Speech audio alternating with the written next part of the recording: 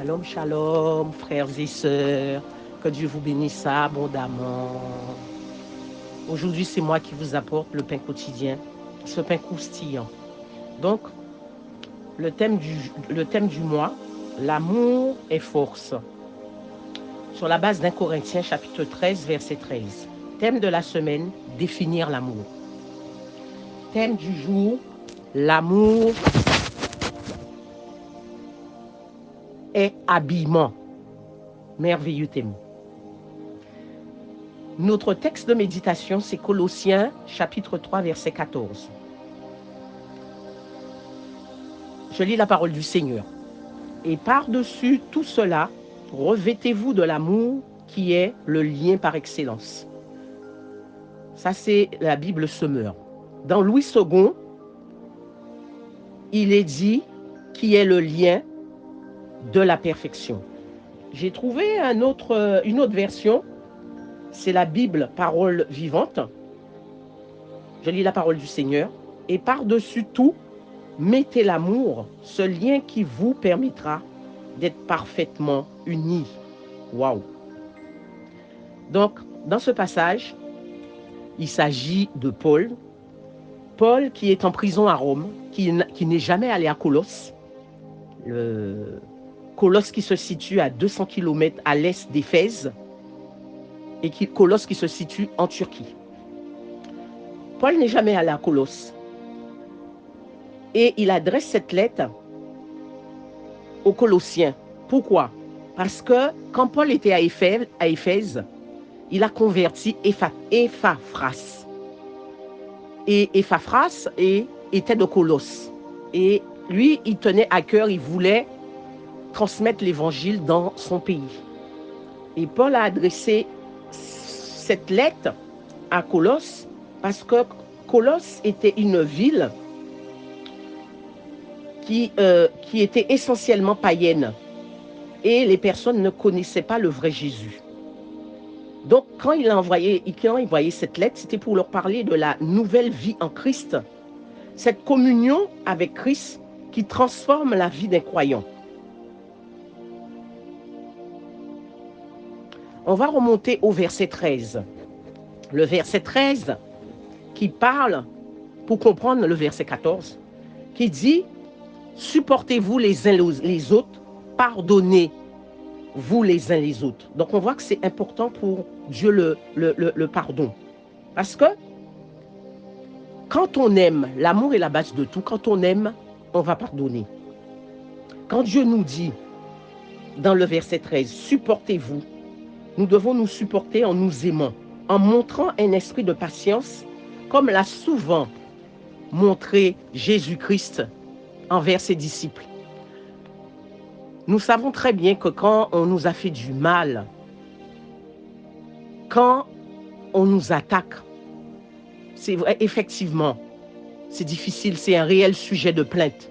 Mais Jésus-Christ nous dit de pardonner et de ne pas garder des ressentiments dans nos cœurs. Nous devons garder nos cœurs plus que toute autre chose. Parce que de nos cœurs viennent les sources de la vie. Le modèle du pardon même, c'est Jésus-Christ. Et Dieu nous demande de changer nos comportements. Et nos comportements vont être changés parce que nous allons nous concentrer sur l'amour. L'amour va être la base de notre changement. Donc je n'oublie pas mon thème, l'amour, l'habillement. Le deuxième commandement que Dieu dit, aime ton prochain comme toi-même. Ce n'est pas une option, c'est un ordre. Nous savons quand on vient à Christ, on est une nouvelle créature en Christ. Donc il y a un combat entre le vieil homme et le nouvel homme. La vie ancienne est opposée à la vie nouvelle. Il y a une opposition. Donc nous devons nous battre. Donc avant de développer ce verset, je vais vous donner la définition du mot amour. L'amour désigne un sentiment intense d'affection et d'attachement envers un être vivant. Une chose qui pousse ceux qui le ressentent à rechercher sa proximité. L'amour, c'est aussi l'intérêt, le goût très vif manifesté pour quelqu'un ou quelque chose. L'affection, la tendresse. On parle souvent d'affection et de tendresse dans un même groupe de famille, dans des relations, dans des personnes qu'on connaît. Mais la Bible dit, si vous aimez ceux qui vous aiment, quelle récompense méritez-vous? Donc nous voyons que nous devons développer l'amour au-delà des personnes qu'on n'aime pas. Pas au-delà des personnes qu'on aime, c'est-à-dire les personnes qu'on n'aime pas. Le synonyme de l'amour, c'est adoration, dévotion, empathie, attachement, culte, passion, penchant. Le contraire, abomination, animosité, antipathie, aversion, désaffection, haine. Vous savez, moi, il y a un passage c'est un passage quand je suis arrivé à Christ, qui m'a toujours accompagné. Ça accompagnait ma marche et j'avais besoin de tout le temps me le déclarer pour rester positionné, pour rester en Christ.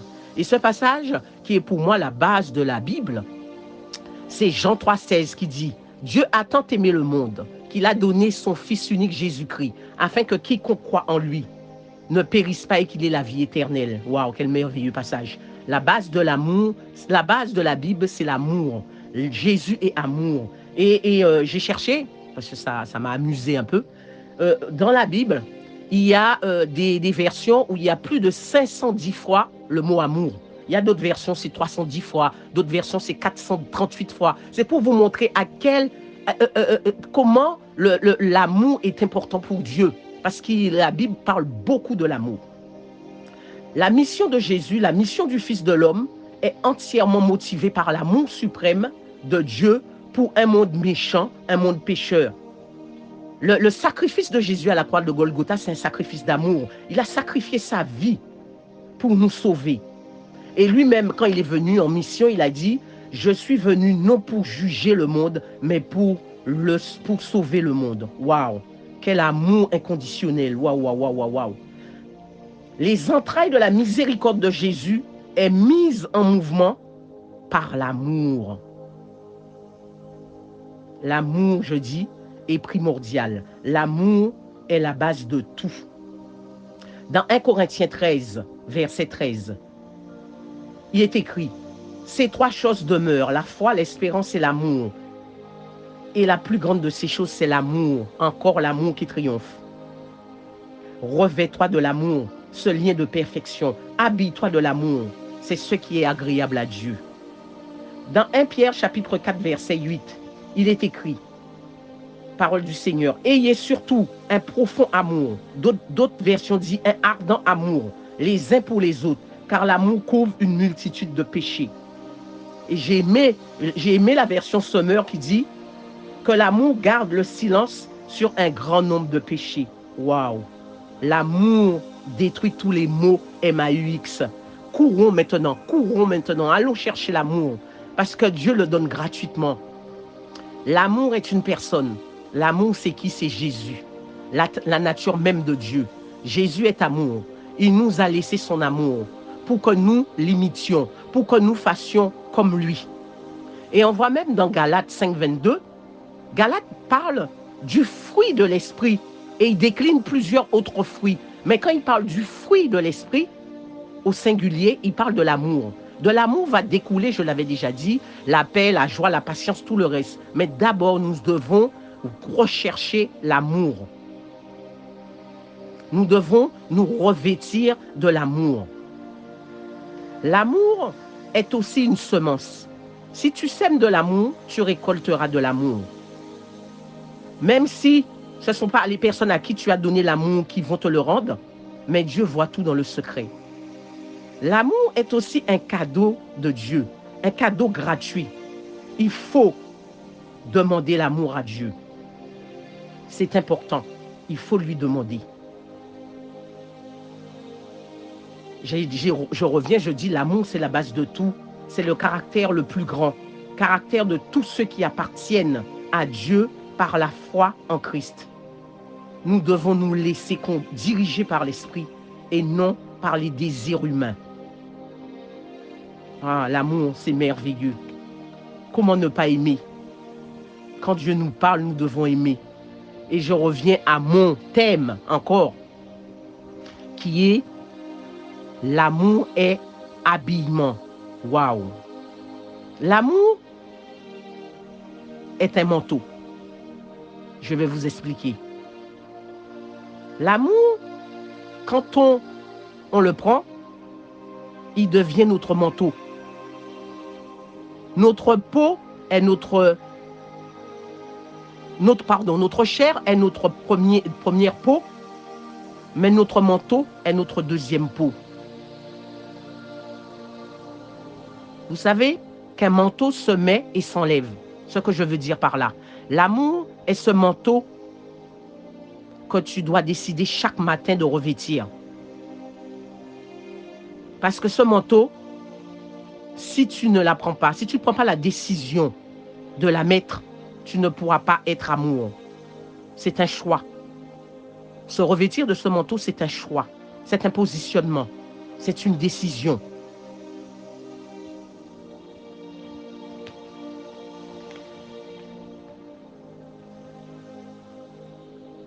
Ce manteau extérieur ou cette couverture, on peut dire, extérieure, enveloppe tous les vêtements. Laissez donc l'amour, ce vêtement, cet habillement englober votre vie.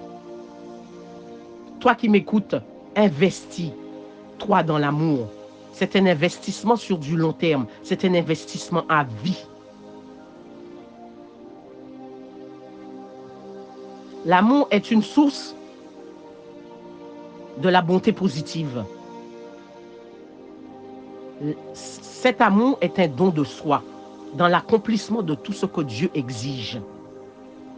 C'est un commandement, c'est un ordre. L'amour de Dieu et de l'homme est une couverture. Cette couverture sert à unir et consolider tout le reste.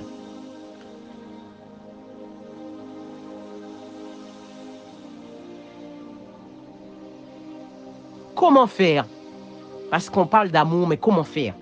D'abord, nous devons baser notre relation sur Dieu, sur l'amour de Dieu et l'amour qui est Dieu. Tout ce que nous sommes, tout ce que nous avons provient en fin de compte d'une même source, d'une seule source qui est Dieu. Revêt-toi de l'amour, toi qui m'écoutes, le lien de la perfection, le lien parfait de l'unité. L'amour sera, c'est un amour surnaturel, l'amour de Dieu. Cet amour surnaturel sera déversé dans le cœur de croyants. Et cela va cimenter tout le reste. Et va cimenter aussi notre relation les uns avec les autres. En étant revêtu de l'amour, cet habillement, ce manteau, cette couverture, tu seras dans une véritable communion, une véritable union. Tu seras solidaire, tu seras fraternel. Tu seras en harmonie d'abord avec Dieu et ensuite avec ton prochain. Soyons des imitateurs de Christ. Quand l'amour est là, il y a le caractère de Christ. Une perfection, quelque chose de complet, des qualités qui vont se manifester que seul l'amour peut donner.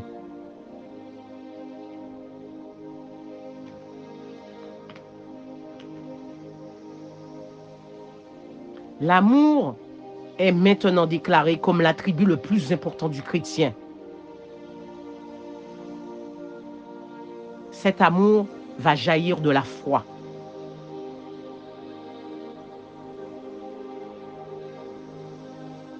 Sachez que celui qui demeure dans l'amour demeure en Dieu et Dieu en lui. Ne l'oubliez pas. Aimez Dieu de tout son cœur. Pour conclure, aime Dieu de tout ton cœur, de toute ton âme, de tout ton esprit, de toutes tes forces, et aime ton prochain comme toi-même. C'est cette perfection qu'exige cette nouvelle alliance. Plus on aime Dieu et son prochain, plus on est capable d'engendrer l'amour. Et plus on pratique l'amour, plus il est croissant et se reproduit. N'oubliez pas, quand j'ai parlé de la semence, après la semence, il y a la récolte. Les vrais chrétiens sont reliés par l'amour. L'amour est un habillement. Revêtez-vous maintenant de l'amour qui est un lien de cette union parfaite qui doit régner dans le corps du Christ. Car nous sommes membres de ce corps. Revêt-toi des choses d'en haut. affectionne-toi aux choses d'en haut et non à celles qui sont sur la terre.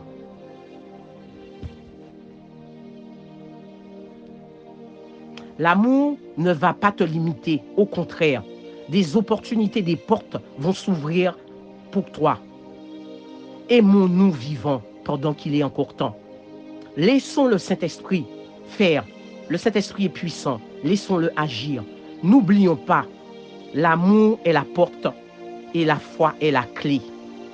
J'ai terminé par cette petite prière vite fait. L'amour se décline en ces mots. Quoi que vous fassiez, faites-le en parole et en acte au nom de notre Seigneur Jésus-Christ, en rendant grâce à Dieu le Père, afin que le Père soit glorifié dans le Fils. Amen. Bénédiction, que Dieu vous bénisse abondamment. Bonne journée, excellente journée.